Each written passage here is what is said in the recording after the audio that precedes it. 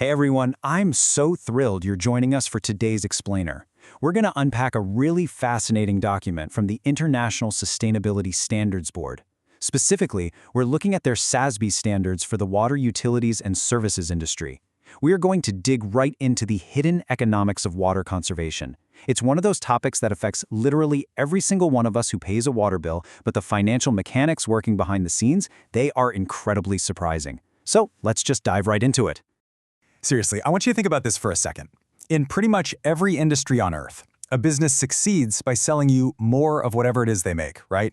A car company wants to sell more cars, a bakery wants to sell more bread. But in the water utility sector, we constantly see programs offering you rebates for installing low-flow toilets, or even feebates that financially reward you for drastically cutting back on your consumption. Why on earth would a company actively spend their own money just to help you buy less of their product? Well, that brings us to part one, the water conservation paradox. To really grasp this paradox, we've got to look at what we're actually paying for. Now, as a society, we're constantly told we need to conserve water, and rightly so. With shifting demographics and climate change, conservation is absolutely crucial for our long-term survival. But here's the physical reality of the water business. When you pay your monthly water bill, you probably think you're just paying for the liquid itself. Actually, scratch that. What you're really paying for is the massive, complex, interconnected infrastructure network that gets it right to your tap. We're talking extensive pipelines, canals, reservoirs, and these incredibly advanced treatment plants. Running a water supply system requires huge, constant financial investment. And those fixed costs, they exist no matter if 1 single gallon or 1 million gallons are flowing through the pipes today. Which leads us perfectly into Section 2, fixed costs versus less water. So this creates a massive structural problem. When a business has massive fixed costs, but their revenue is entirely dependent on the volume of product they sell, what happens when people start doing the right thing and buying less of it? It's a huge conflict. On the one hand, consumer conservation is fantastic for the planet. It saves highly stressed water resources. But on the financial side, if a utility charges strictly by the cubic meter and everyone suddenly uses less water, the utility's revenue absolutely plummets. Yet their fixed costs for maintaining all those aging pipes and treatment facilities stay exactly the same. And that brings us to a really dangerous scenario for our local communities. It's often called the death spiral. If a utility loses too much money because average customer water use is declining, they literally can't cover their fixed costs. Suddenly, they can't afford to fix leaking distribution networks, which just leads to massive amounts of lost water. They might have to delay really critical capital expenditures for infrastructure, which risks public health and service disruptions. The community's essential lifeline basically starts to degrade. So we desperately need a way to incentivize conservation without bankrupting the whole system. Enter Section 3. What is rate decoupling? To solve this exact paradox, the SASB standards highlight some very specific mechanisms that utilities and regulators use to promote end-use efficiency while keeping their revenues totally stable. And the real star of the show here is something called rate decoupling. Let's look at this definition straight from the SASB guidance. Rate decoupling, which is sometimes called revenue cap regulation, is a rate structure intentionally designed to sever the link between selling more water and making a profit.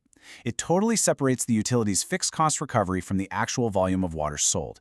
Basically, the utility's revenue is collected based on a predetermined requirement set by regulators, not on how many cubic meters you consume at home. Now, if that sounds like a bunch of dense accounting jargon, think of it like your gym membership. You pay a set, predictable fee to your gym every single month. That fee ensures the gym can keep the lights on, fix the treadmills, and pay their staff, regardless of whether you're in there grinding every single day or just popping in once a month. Rate decoupling operates on that exact same philosophy, just for water infrastructure. The community pays to keep the system robust and ready, regardless of the daily volume passing through it. So here is exactly how it plays out in practice. Step 1. The regulator looks at the utility and sets an allowed target revenue requirement. Basically, what do they actually need to operate safely? Step 2. The utility separates those fixed costs from the volume sold. And Step 3, collections are periodically adjusted to hit that exact allowed target, totally irrespective of actual sales. So say we have a really wet summer, nobody waters their lawns, and sales drop. Under this system, rates might slightly adjust so the utility still hits its target. They never make a crazy windfall, but they never go broke either. But wait, there is another super clever tool the standards mention. It's called the Lost Revenue Adjustment Mechanism, or LRAM. Let's say utility is being proactive and runs a demand-side management program, literally handing out high-efficiency shower heads to everyone in town. Naturally, their water sales are going to drop. An LRAM allows the utility to estimate the revenue they lost directly because of that specific program's impact and actually recover it. Suddenly, the utility is financially incentivized to help you use less water. It's brilliant. Moving right along to Section 4, Tracking Real Water Savings.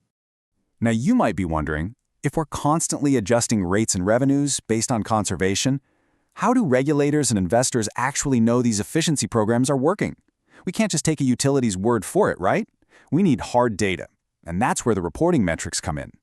The SASB standards require utilities to publicly disclose the total volume of customer water savings from these efficiency measures, market by market.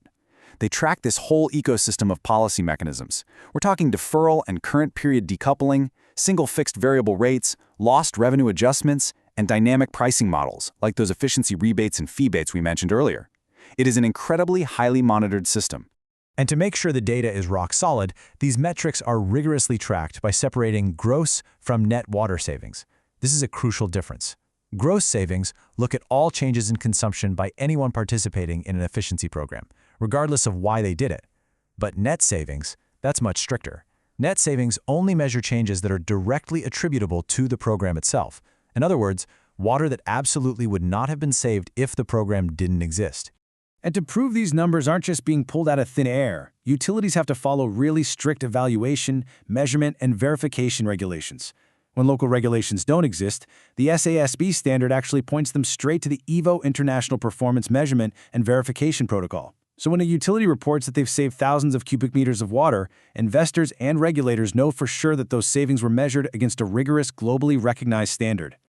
Finally, let's wrap this up with Section 5, Aligning Profit and Planet. So let's pull all these pieces together. We started with this crazy paradox: utilities needing to sell more of a precious resource that the planet desperately needs us to conserve. But by digging into these accounting standards and rate mechanisms, we can clearly see how this paradox is actively being solved in the industry today. In fact, the very first metric under end-use efficiency in the SASB standards requires utilities to disclose the exact percentage of their revenue that comes from rate structures designed to promote conservation. Investors are tracking this directly. They want to see utilities using decoupled structures because it proves they have a forward-looking, stable business model that won't totally collapse when consumption drops. Ultimately, what you should take away from this explainer is that when you align economic incentives with environmental interests, literally everybody wins. Rate decoupling and efficiency mechanisms ensure we actually get better resource efficiency for the planet. The utility, they get stable, predictable revenue. And because their revenue is stable, they can easily attract the increased capital investments they need to fix aging pipes and ensure clean drinking water for generations to come. It's a complete game changer. It completely changes how we think about the relationship between huge businesses and the natural resources they provide. By simply changing the accounting structure and the rate mechanisms, a massive, traditional industry can completely pivot from pushing consumption to actively rewarding conservation. So I'm going to leave you with this provocative thought. If we could successfully decouple profit from raw consumption for something as fundamental as water, what other resource-heavy industry should we apply this ingenious economic solution to next? Thanks so much for joining me on this explainer today, and keep asking the big questions.